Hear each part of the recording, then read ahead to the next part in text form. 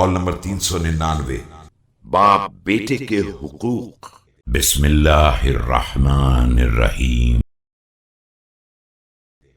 إن للولد على الوالد حقا وإن للوالد على الولد حقا فحق الوالد على الولد أن يطيعه في كل شيء إلا في معصية الله سبحانه۔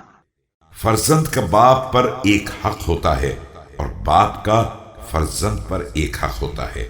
باپ کا حق یہ ہے کہ بیٹا ہر مسئلے میں اس کی اطاعت کرے معصیت پروردگار کے علاوہ۔ وحق الولد على الوالد أن يحسن اسمه ويحسن أدبه ويعلمه القرآن۔ اور فرزند کا حق باپ پر یہ ہے کہ اس کا اچھا سا نام تجویز کرے اور اسے بہترین ادب سکھائے اور قرآن مجید کی تعلیم دے۔